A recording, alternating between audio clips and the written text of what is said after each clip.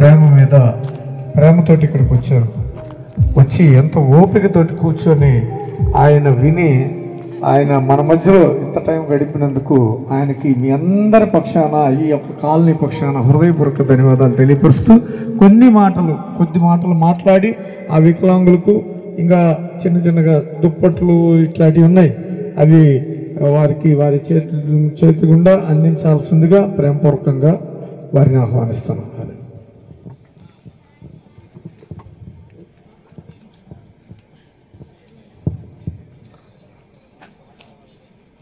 ఈరోజు ఈ వేదిక నిజంగా చాలా అద్భుతంగా ఉంది. నేను మనస్ఫూర్తిగా అన్న జ్యోతిరాజ్ అన్నని మనస్ఫూర్తిగా అభినందిస్తున్నాను. ఈరోజు ఎందుకు ఇలా అంటున్నానంటే, ఎన్నో సంవత్సరాల నుండి మనం చూస్తూ ఉన్నాం. క్రిస్టమస్ పండగ వచ్చిందంటే రకరకాల ప్రోగ్రామ్స్ పెట్టి ఆ ప్రోగ్రామ్స్లో వేదికల మీద రకరకాల నాయకులు పార్టీ నాయకుల్ని సన్మానించుకుంటూ వారి గురించి గొప్పగా చెప్పుకునేటువంటి పరిస్థితులు ప్రతి ఒక్కరూ మనం చూస్తూ ఉన్నాం. కానీ దానికి భిన్నంగా ఈరోజు క్రిస్టమస్ అంటే దేవుని జన్మదినం.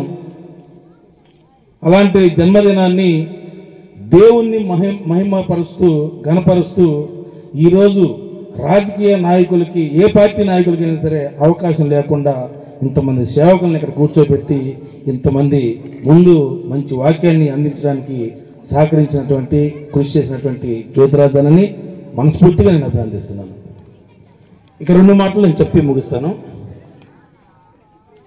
యేసు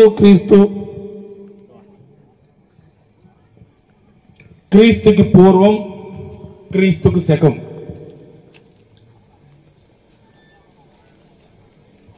ఈ లోకంలో, ఈ ప్రపంచంలో ఎన్ని దేశాలైతే ఉన్నాయో, మన గుంటూరు కాదు, ఆంధ్ర కాదు, భారతదేశం కాదు, ఈ భూమి మీద ఉన్నటువంటి అన్ని దేశాలు పిలువబడుతున్నటువంటి కాలగమనాన్ని 2గా మార్చినటువంటి శక్తి ఎవరికైనా ఉంది అంటే అది యేసుక్రీస్తుకు మాత్రమే ఉందని చెప్పని మీరు గమనించాలి. ఎందుకంటే క్రీస్తుకు పూర్వం, క్రీస్తుకు శకం అంటున్నాం అంటే క్రీస్తు పుట్టక ముందు, క్రీస్తు పుట్టిన తర్వాత. అంటే దేవుడు కాలాన్నే 2గా చీల్చగలిగినటువంటి, మార్చగలిగినటువంటి శక్తి ఎవరికైనా ఉందంటే అది యేసుక్రీస్తుకి తప్ప ఇంకెవరికి లేదనేది ఈ ప్రపంచం ఒప్పుకున్నటువంటి నాకు సత్యం. అది మనం ఒక క్రైస్తవ మతం కాదు, హిందూ మతం కాదు, ముస్లిం మతం కాదు, అసలు మతాలే కాదు, లోకమే అంగీకరించినటువంటి నగ్న సత్యం ఏంటయ్యా అంటే యేసుక్రీస్తు నిజమైన దేవుడు అనేది 2024 సంవత్సరాల నుంచి చెప్పుకుంటూ వస్తున్నటువంటి నగ్న సత్యం. ఇంకొక 2000 సంవత్సరాలకు కూడా ఇది మారేది కాదు.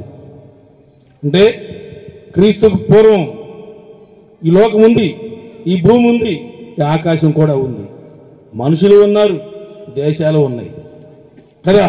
మరి 2024 సంవత్సరాల నుంచి మళ్ళా మొదటగా ఎందుకు వచ్చింది?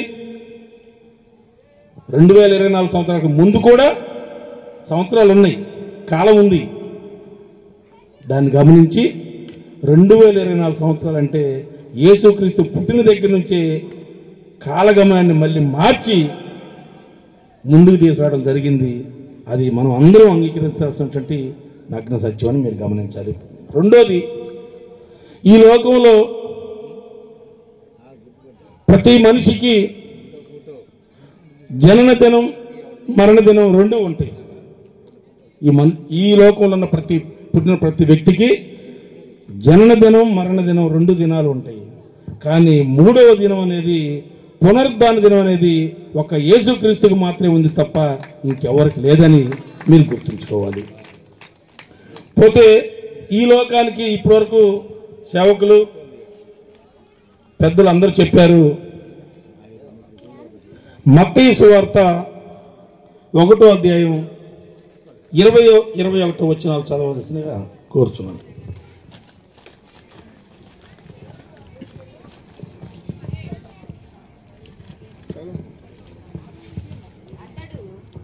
అతడు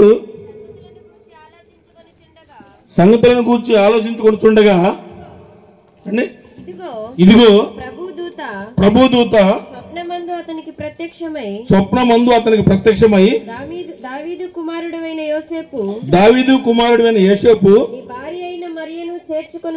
నీ భార్య అయిన మరియను చేర్చుకొనుటకు భయపడకుము ఆమె గర్భము ధరించినది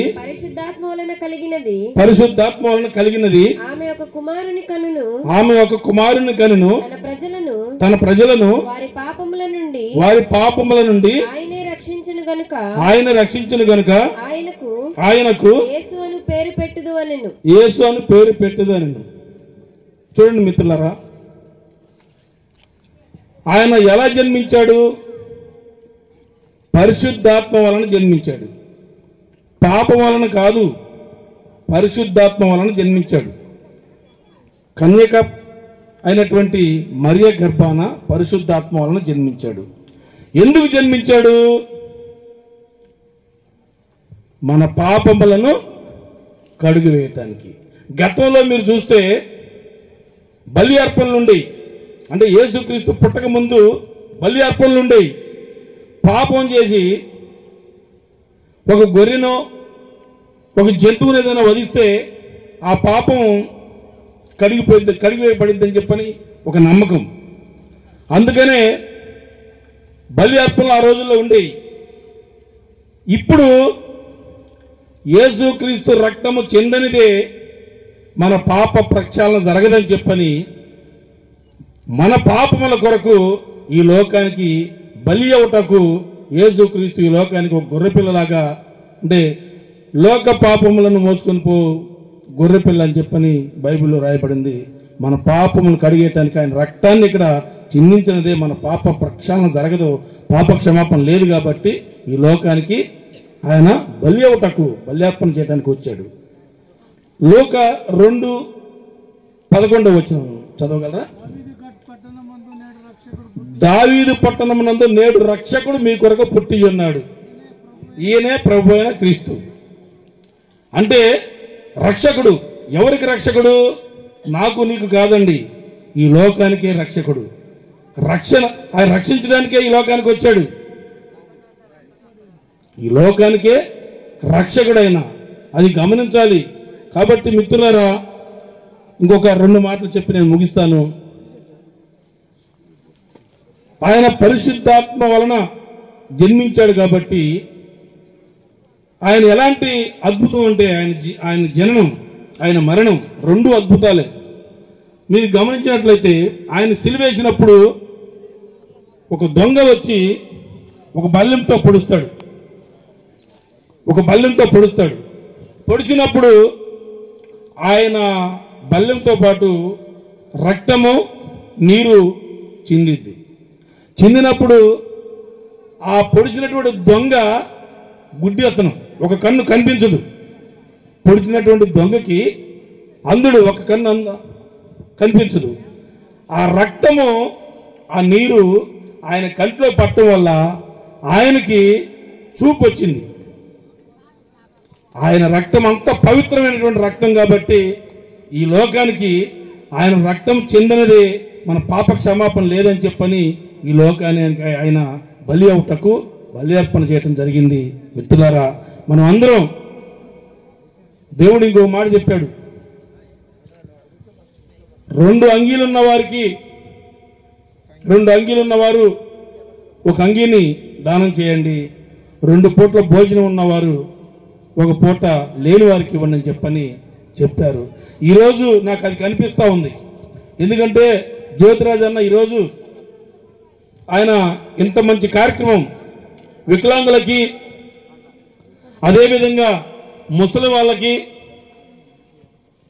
ట్రైల్ సైకిల్స్, అదేవిధంగా దుప్పట్లు, రగ్గులు, ఈ విధంగా ప్రతి ఒక్కరికి సహాయపడే రీతిగా ఆయన ఒక మంచి కార్యక్రమం తలపెట్టినందుకు మనస్ఫూర్తిగా ఆయన అభినందిస్తూ ఇలాంటి కార్యక్రమాలు మరెన్నో జరగాలి, మనం అందరం కూడా ఆయనకి అండగా ఉండి ఇలాంటి కార్యక్రమాలు చేసేదానికి మనం కూడా ఆయనకి సహకరించాలని చెప్పి కోరుకుంటూ నాకు ఈ అవకాశం ఇచ్చినందుకు మీ అందరికీ పేరు పేరున నా ధన్యవాదాలు తెలియజేసుకుంటూ సెలవు తీసుకుంటున్నాను. దేవుని స్తోత్రములు. దుప్పట్లో బ్యాగ్ ఉంది.